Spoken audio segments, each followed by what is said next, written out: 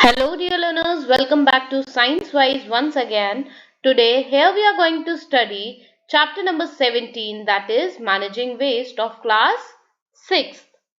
In this chapter we are going to learn about classification of waste, segregation of waste, management of biodegradable waste, management of non-biodegradable waste, disposal of plastic. These are the topics what we are going to cover in this chapter. This is the part 1 video of this chapter.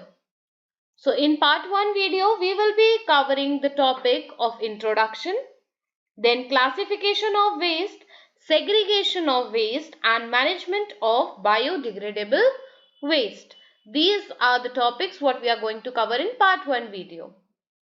Okay, so before starting the explanation of the chapter, I want to ask you that what do you do with the used food packet? जो food packet आप use कर चुके होते हैं, chocolate के जो wrappers होते हैं, empty juice bottles, vegetable और जो fruits के peels यानी कि छिलके होते हैं, आप उनके साथ क्या करते हैं?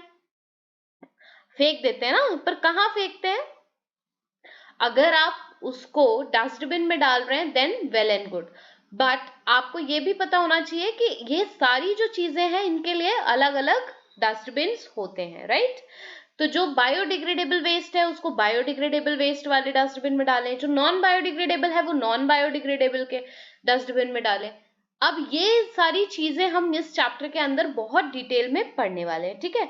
और डेली अगर हम बात करें तो हम बहुत सारा ऐसा वेस्ट जनरेट कर लेते हैं हमारे घरों में, ऑफिस में, स्कूल्स में, हॉस्पिटल्स में, कंस्ट्रक्शन साइट पे और बहुत सारी जगहों पे. बेसिकली जो हमारा घर पे जो निकलने वाला वेस्ट है वो कंसिस्ट किसको करता है?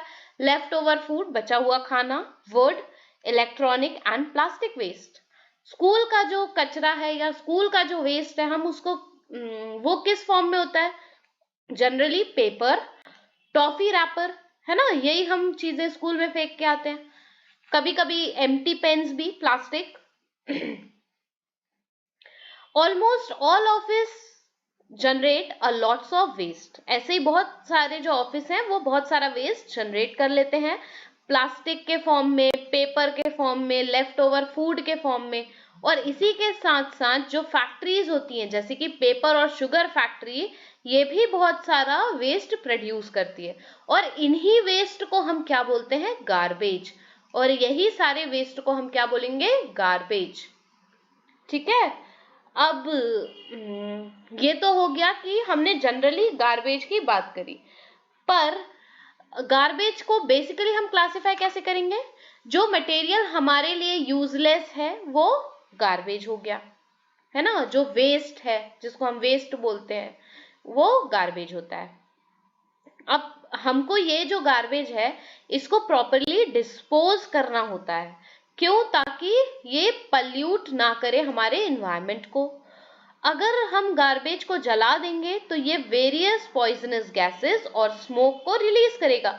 पॉइजनस गैसेस यानी कि टॉक्सिक गैस और स्मोक यानी कि धुएं को रिलीज करेगा. अगर गार्बेज को हम पानी के पास फेंक देंगे तो वो पल्यूट कर देगा जितनी भी वाटर बॉडी है उसको. इसीलिए जो वेस्ट है या जो गार्बेज है उसको बहुत ही अच्छे तरीके से फेंकना या डिस्पोज करना बहुत ज्यादा जरूरी है. अगर हम बात करते हैं सिटीज में, तो सिटीज में क्या होता है? गार्बेज कलेक्ट करने के लिए सफाई कर्मचारी होते हैं जो म्युनिसिपल अथॉरिटी और डंप करते हैं कचरे को लो लाइंग एरिया में या ओपन स्पेस में. और इस एरिया को बोलते हैं लैंडफिल्स. यानी कि यहाँ लैंडफिल की डेफिनेशन आपके सामने क्या निकल के आई कि अ लो लाइंग एरिया और open space where municipal authorities dump the garbage. ये हो गई लैंडफिल्स की डेफिनेशन. अब लैंडफिल्स क्या होते हैं? लैंडफिल्स होते हैं ऐसे एरिया जिसको यूज किया जाता है डिस्पोजल या फिर बरीइंग यानी कि गढ़ाना, ठीक है, गड़ाना वेस्ट मटेरियल को. इसके लिए हम लैंडफिल्स का यूज करते हैं. अब गार्बेज जो है, गार्बेज यहाँ पे अलग अलग कर दिया जाता है. All useful material which can be used again or removed. कैसे अलग करेंगे? ऐसा यूजफुल मटेरियल उस कचरे में से निकाल लिया जाता है जिसको हम दोबारा यूज कर सकते हैं, उसको अलग कर देते हैं। फिर जो बचा हुआ वेस्ट है उसको उस लैंडफिल में यानी कि उस लो लाइंग एरिया में इवनली एक समान फैला देते हैं, स्प्रेड कर देते हैं, और फिर इसको कवर कर देते हैं एक सॉइल की लेयर से। फिर अगर ये लैंडफिल एक बार फुल हो जाती है तो इसको हम कन्वर्ट कर देते हैं किसमें, एक पार्क में, यूज आने वाली प्लेग्राउंड या फिर पार्क में हम इसको कन्वर्ट कर देते हैं। ठीक है, अब हम आ जाते हैं नेक्स्ट पेज पे। बेटे यहाँ हम बात करेंगे क्लासिफिकेशन ऑफ वेस्ट की। तो वेस्ट को दो टाइप में क्लासिफाई कर दिया, एक है आपका बायोडिग्रेडेबल वेस्ट, दूसरा है नॉन बायोडिग्रेडेबल वेस्ट। तो बायोडिग्रेडेबल वेस्ट क्या होता है, ऐसा वेस्ट जो कि डीके हो जाता है या फिर मिक्स हो जाता है सॉइल के साथ, उसको बोलते हैं बायोडिग्रेडेबल वेस्ट। ठीक है, और ये वेस्ट जनरली ओरिजिनेट कहाँ से होता है, जितना भी लिविंग मैटर है आपके पास, जैसे कि आपके fruits, vegetable, paper, cloth, leave, या फिर किसी प्लांट का पार्ट या मीट और बोन, ये सब क्या होंगे, बायोडिग्रेडेबल वेस्ट, और ये नेचुरली टाइम के साथ डीके हो जाते हैं। तो ये हो गए बायोडिग्रेडेबल वेस्ट। अब नॉन बायोडिग्रेडेबल वेस्ट ऐसे वेस्ट होते हैं बेटा जो कि सॉइल के साथ मिक्स नहीं होते और डीके भी नहीं होते, तो ऐसे वेस्ट को हम बोलते हैं नॉन बायोडिग्रेडेबल वेस्ट। अब इसका एग्जाम्पल क्या है, प्लास्टिक हो गया, polythene bag, glass, bulbs, dishes, metal containers such as cans या स्टोरेज कंटेनर्स जो होते हैं, ये सब क्या है, बायोडिग्रेडेबल वेस्ट है, और ये डीके नहीं होते नेचुरली समय के साथ। अब हम आ जाते हैं सेग्रीगेशन, सेग्रीगेशन ऑफ वेस्ट। तो सेग्रीगेशन इस वर्ड का मतलब क्या होता है, सेपरेशन या अलग करना। The different type of waste require different method and procedure of disposal। इसका मतलब क्या है कि अलग अलग तरीके का वेस्ट है तो उसको अलग अलग तरीके से हमको ट्रीट करना पड़ेगा। ठीक है, इसीलिए वेस्ट का सेपरेशन बहुत ज्यादा जरूरी है। Therefore the first step, जो इसमें सबसे पहली स्टेप होती है वो ये होती है कि हम सेपरेट कर लें किसको, बायोडिग्रेडेबल और नॉन बायोडिग्रेडेबल वेस्ट को। फिर इसके बाद जो वेस्ट हमारा घर से प्रोड्यूस हुआ है, ठीक है, as most of the waste जो है वो घर से प्रोड्यूस होता है, hence it is very important that we should keep two different garbage. मैंने कहा था ना कि आपको दो अलग अलग तरीके के गार्बेज बिन्स रखने चाहिए, एक डिस्पोजिंग एक होता है बायोडिग्रेडेबल के लिए, दूसरा होता है नॉन बायोडिग्रेडेबल के लिए। तो इसको हमको दो टाइप के बिन्स रखने चाहिए घर में ही। अब हम बात करते हैं मैनेजमेंट ऑफ बायोडिग्रेडेबल वेस्ट। अब बायोडिग्रेडेबल वेस्ट को आप कैसे मैनेज कर सकते हो, तो इसके लिए हमारे पास दो तरीके हैं, एक होता है कंपोस्टिंग, दूसरा होता है वर्मी कंपोस्टिंग। ठीक है, दो तरीके होते हैं, एक है कंपोस्टिंग। कंपोस्टिंग में क्या करते हैं हम, जनरली जो बायोडिग्रेडेबल वेस्ट है इसको हम पिट्स, जो पिट्स यानी कि ऐसे गड्ढे जैसे बना लेते हैं और उसमें ये सारा वेस्ट डालते रहते हैं, फिर उसको कवर कर देते हैं किसके साथ, लीफ के साथ। और ये जो प्रोसेस है ये क्या कर देती है, रिसाइकल कर देती है ऑर्गेनिक वेस्ट को, जैसे कि प्लांट्स, एनिमल्स, ये सब इसको रिसाइकल कर देती है, और इस प्रोसेस को हम बोलते हैं कंपोस्टिंग।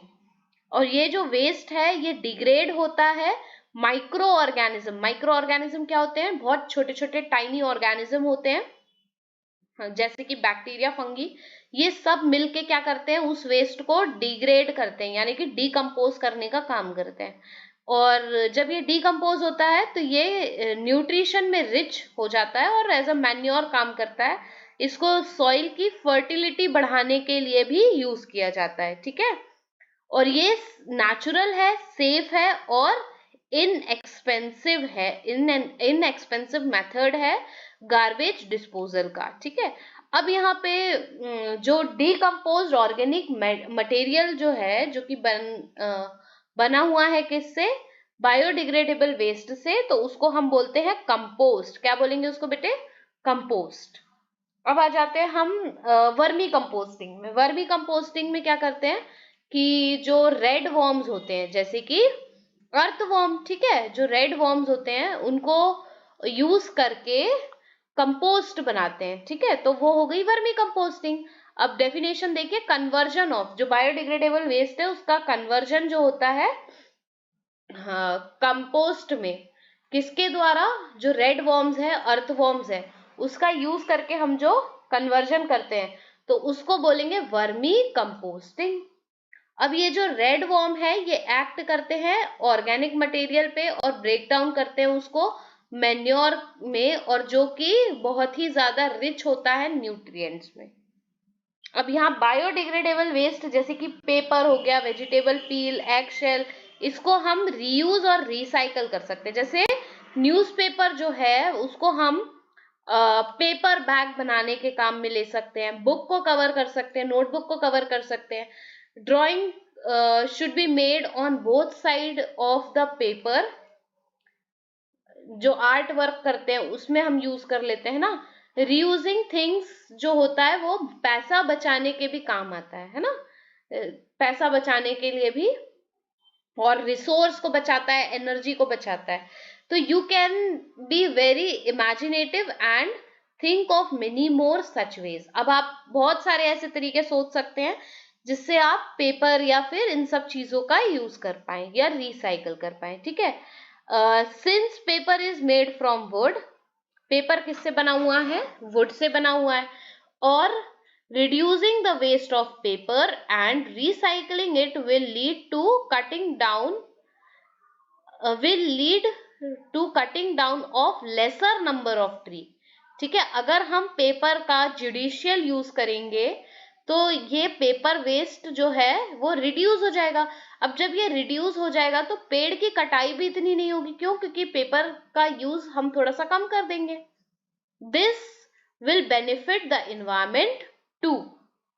आ गई बात समझ में। अब यहाँ थिंक एंड डिस्कस एक क्वेश्चन दिया हुआ है यहाँ पे, ये क्वेश्चन मैं आपको पढ़ के बता रही हूँ, इसके बारे में आप सोचिएगा और अपने आंसर्स जो हैं वो मुझे कमेंट बॉक्स में जरूर बताइएगा। What will happen if your garbage collector does not come for few days? कैसा होगा कि आपके घर पे गार्बेज कलेक्टर जो हैं वो नहीं आएंगे कुछ दिनों तक, तो फिर क्या होगा, ये आप सोचिए और मुझे कमेंट सेक्शन में बताइएगा। Stay connected to science wise. Thank you dear students, your doubts are most welcome in comment section.